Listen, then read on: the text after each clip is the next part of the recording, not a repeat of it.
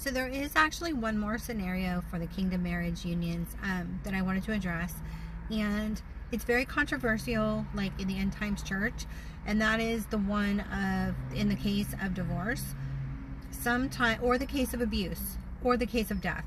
Sometimes, somebody will pass away of natural causes, and God will bring you a new kingdom union partner once you've healed and stuff. Sometimes to help with the healing process. Sometimes there will be an abusive situation that is going on, and the person will not leave. And, that person either belongs to God, or God has plans for that person, or whatnot. Or a lot of people are praying for that person to leave, or something like that. God might unalive that person. We're seeing a lot of this in the last days. Judgment is coming more swiftly now than ever before. And that is for the church and non-believers and the wicked. But yeah, you might see that in a marriage union. Another thing is you might just see like the woman or man being called to leave the union due to high levels of abuse or high levels of witchcraft, sorcery that are just not going away. It's very tricky because God does say that he hates divorce, and he does list a group of things that the Lord hates, that says those who practice these things will not see the kingdom of heaven.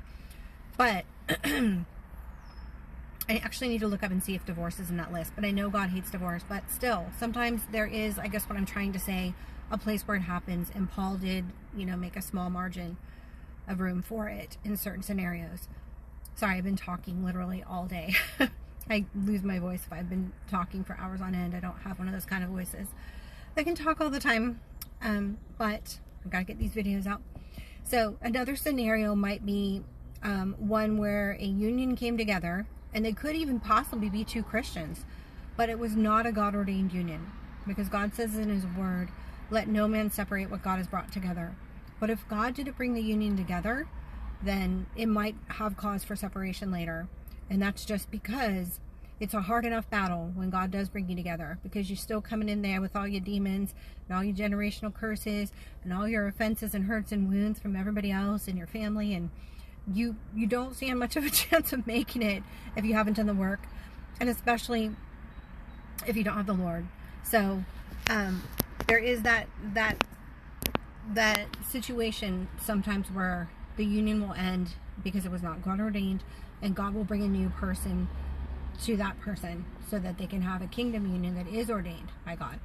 Typically we'll have you do your healing and stuff first, and growth and deliverance from generational curses and spirits afflicting the person, spirits of addiction to anything. Could be porn, could be drinking, drugs, it could be overspending, like things like that. I'm gonna have to cut this short because I'm losing my voice, but just wanted to say that don't beat yourself up if you fall into any of those categories.